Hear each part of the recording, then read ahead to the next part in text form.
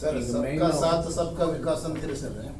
How minorities side line ಆಗಿವೆ ಈ ಬಜೆಟ್ದಾಗ ಗೊತ್ತಾಗ್ತದೆ. 4000 crore 3400 crore rupees ತಾವು ಮೈನಾರಿಟೀಸ್ ಡಿಪಾರ್ಟ್ಮೆಂಟ್ ಕೊಟ್ಟಿರಿ. ಆದ್ರೆ ಕರ್ನಾಟಕ ಸ್ಟೇಟ್ದವ್ರು ಲಾಸ್ಟ್ ಬಜೆಟ್ದಾಗ 4000 crore ಮೈನಾರಿಟೀಸ್ಗೆ ಇಟ್ಟಾರೆ ಸರ್. 20 crore ರೂಪಾಯಿ ಕರೋಡ್ ಪಾಪ್ಯುಲೇಷನ್ಗೆ ಬರೀ 3400 ಬಜೆಟ್. ಬರೀ ಕರ್ನಾಟಕದಾಗ ಬರೀ 1 crore ಇಲ್ಲ, 4000 crore ರೂಪಾಯಿ ಬಜೆಟ್ ಇಟ್ಟಿವಿ. ನಾನು ಈ ಬಜೆಟ್ಟು ಜಾತಿವಾರ ಅಥವಾ ಧರ್ಮವಾರ ಹಂಚಿಕೆ ಇರೋದಿಲ್ಲ.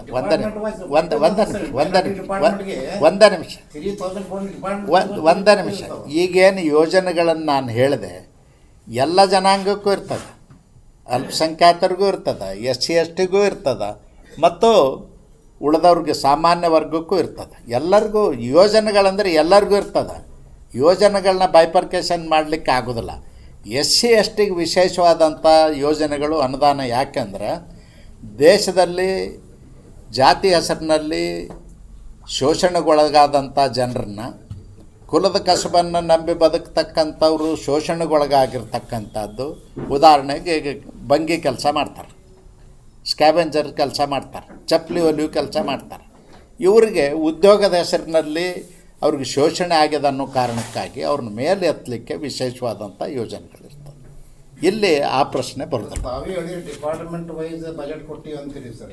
ಬಜೆಟ್ ಡಿಪಾರ್ಟ್ಮೆಂಟ್ ವೈಸ್ ಅಂದರೆ ಒಂದೇ ನಿಮಿಷ. ಬಜೆಟ್ ಡಿಪಾರ್ಟ್ಮೆಂಟ್ ವೈಸ್ ಅಂದರೆ ಕೇಂದ್ರ ಸರ್ಕಾರ ನೇರವಾಗಿ ಯಾವುದೇ ಯೋಜನೆಗಳನ್ನ ಜಾರಿಗೆ ತರುವುದಿಲ್ಲ. ಇದು ಫೆಡರಲ್ ಸಿಸ್ಟಮ್ ಆಫ್ ಗೌರ್ಮೆಂಟ್.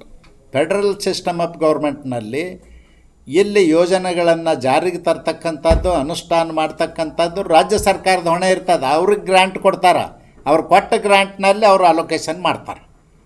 ಕೇಂದ್ರ ಸರ್ಕಾರ ನೇರವಾಗಿ ಎಕ್ಸಿಕ್ಯೂಷನ್ ಮಾಡ್ತಕ್ಕಂಥದ್ದು, ಕಾರ್ಯಗತ ಮಾಡ್ತಕ್ಕಂಥದ್ದು ಒಂದು ರೈಲ್ವೆ, ಒಂದು national highway authority of India, defence, ಇದರಲ್ಲಿ ಮಾತ್ರ ಇರ್ತದೆ. ಉಳಿದ ಕಡೆ ಎಲ್ಲ ರಾಜ್ಯ ಸರ್ಕಾರದ ಜವಾಬ್ದಾರಿ. ರಾಜ್ಯ ಸರ್ಕಾರಕ್ಕೆ ಅನುದಾನ ಕೊಡ್ತಾರೆ. ಈಗ SC STಗೆ ಈಗ ನಮ್ಮ ಮಕ್ಕಳಿಗೆ ಸ್ಕಾಲರ್ ಕೊಡ್ತಾರೆ, SC ST ಮಕ್ಕಳಿಗೆ. ಆ ಸ್ಕಾಲರು ರಿಯಂಬರ್ಸ್ಮೆಂಟ್ ಕೇಂದ್ರ ಸರ್ಕಾರ ಮಾಡ್ತದೆ, ಇವ್ರು ಮಾಡಿ ಅದನ್ನು ತೊಗೊಳ್ತಿರ್ತಾರೆ. ಸರ್, ಇದು ವರ್ಲ್ಡ್ ಹೆರಿಟೇಜ್ದಾಗ ಬಿಜಾಪುರಿಗೆ ಭಾಳ ದಿವಸದಿಂದ ಬೇಡಿಕೆ ಇದೆ. ಸೆಂಟ್ರಲ್ ಗೌರ್ಮೆಂಟ್ ಏನು ಮಾಡುತ್ತಾ ಇರಲಿಲ್ಲ. ವರ್ಲ್ಡ್ ಹೆರಿಟೇಜ್ಗೆ ಕೆಲವೊಂದು ಕಂಡೀಷನ್ಸ್ ಇದೆ. ಆ ಕಂಡೀಷನ್ಸು ಫುಲ್ಫಿಲ್ ಮಾಡಿಕೊಡ್ತಕ್ಕಂಥದ್ದು ರಾಜ್ಯ ಸರ್ಕಾರದ ಜವಾಬ್ದಾರಿ ಆಗಬೇಕು. ನಿಮಗೆ ಗೊತ್ತಿದೆ. ಈಗ ಉದಾಹರಣೆಗೆ ನಮ್ಮ ಗೋಳಗುಮಟ್ಟಿದೆ. ಗೋಳಗುಮಟ್ಟ ಸುತ್ತ ಏನಿರ್ಬೇಕಂತದ ನಿಮಗೆ ಗೊತ್ತದ. ಅದನ್ನು ನಾನು ಹೇಳೋದಿಲ್ಲ. ಯಾಕಂದ್ರೆ ಪಾಪ ಬಡವರು ಬಗ್ಗರು ನಮ್ಮಂಥವ್ರು ಅಲ್ಲಿ ಮನೆ ಮಠ ಮಾಡಿಕೊಂಡು ಉದ್ಯೋಗ ಮಾಡಿಕೊಂಡು ಅದಾರ, ಅವ್ರಿಗೆ ತೊಂದರೆ ಆಗಬಾರ್ದು. ಅದಕ್ಕಾಗಿ ನಾನು ಅದನ್ನು ಡೀಟೇಲ್ಸಿಗೆ ಹೋಗೋದಿಲ್ಲ. ಅದ್ರ ನಿಮಗೆ ಗೊತ್ತದ. ಪಾರ್ಲಿಮೆಂಟ್ದಾಗ ಅಂದ್ರೆ ಆ ಕಂಡೀಷನ್ಸು ಫುಲ್ಫಿಲ್ ಮಾಡ್ತಕ್ಕಂಥ ಜವಾಬ್ದಾರಿ. ಫುಲ್ಫಿಲ್ ಮಾಡ್ಲಾಕ ಅದು ಪ್ರಾವಿಷನ್ ಮಾಡಿಕೊಟ್ಟು ಅದು ಆಕ್ಷನ್ ತಗೋಬೇಕು, ಎನ್ಕರೇಜ್ಮೆಂಟ್ ತೆಗಿಬೇಕು. ನಾನು ಹೇಳ್ತೀನಿ, ಅದನ್ನು ರಾಜ್ಯ ಸರ್ಕಾರ ಮುಂದೆ ಬಂದರೆ, ಈಗಾಗಲೇ ರಾಜ್ಯ ಸರ್ಕಾರ ಮತ್ತು ಕೇಂದ್ರ ಸರ್ಕಾರದ ನಡುವೆ ಕರೆಸ್ಪಾಂಡೆನ್ಸ್ ಇದೆ.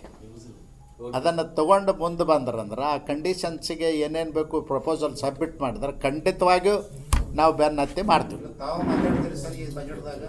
ನಮ್ಮ MP ಸಾಹೇಬರು ಮಾತಾಡಿಲ್ಲ. ತಾವು ಅಟ್ಲೀಸ್ಟ್ ತಾವು ಮಾತಾಡ್ತೀರಿ ಈ ಬಜೆಟ್ ಇದರ ಬಗ್ಗೆ. ಎಲ್ಲ ನಾ ಮಾತಾಡ್ತೀನಿ. ಇನ್ನೂ ಟೈಮ್ ಕೊಟ್ಟಿಲ್ಲ. ರಾಜ್ಯಸಭಾದಾಗ ಸುಧಾಮೂರ್ತಿ ಅವರು ಒಂದ್ಸರಿ ಮಾತಾಡಿದ್ದಾರೆ ಸರ್. ಅವರು ಏರ್ಪೋರ್ಟ್ ಬಗ್ಗೆ ಮಾತಾಡಿದ್ರು. ಇದು ವರ್ಲ್ಡ್ ಹೆರಿಟೇಜ್ ಬಗ್ಗೆನೂ ಮಾತಾಡ್ಯಾರ. ಸರ್ವೈಕಲ್ ಕ್ಯಾನ್ಸರ್ ಬಗ್ಗೆ ಮಾತಾಡ್ಯಾರ ಸರ್. ಅದು ವಿಷಯ ಒಳ್ಳೆ ವಿಷಯ. ಯಾಕಂದ್ರೆ ನಮ್ಮ ಬಿಜಾಪುರದವ್ರು ಎಲ್ಲ ಈಗ ಕ್ಯಾನ್ಸರ್ ಬಗ್ಗೆ ಮಾತಾಡಿದ್ದಕ್ಕೇ ಅಂದ್ರೆ ಕ್ಯಾನ್ಸರ್ ಬಗ್ಗೆ ಎಲ್ಲರೂ ಹೇಳಿದ್ವಿ, ಲೆಟ್ರು ಕೊಟ್ಟಿದ್ದೀವಿ. ಮತ್ತು ಅವರು ಸ್ವಂತ ಸ್ಟಡಿ ಮಾಡಿರ್ತಾರೆ ಕೇಂದ್ರ ಸರ್ಕಾರ. ಇವತ್ತು ಕ್ಯಾನ್ಸರ್ದ ಔಷಧ ಎಲ್ಲ ಟ್ಯಾಕ್ಸ್ ಫ್ರೀ ಮಾಡಿಬಿಟ್ರು. ಮಧುಮೇಹ ಅಂದ್ರೆ ಈ ಡಯಾಬಿಟಿಸದೆಲ್ಲ ಫ್ರೀ ಮಾಡಿಬಿಟ್ರು. ಇಂಥ ಜೀವನ ರಕ್ಷಣೆ ಮಾಡ್ತಕ್ಕಂಥದ್ದು मेडिसिन इक्विपमेंट्स ಎಲ್ಲದಕ್ಕೂ ಕಡಿಮೆ ಮಾಡ್ತಕ್ಕಂತ जुड़े रहिएगा आपके अपने चैनल बीजापुर समय के साथ।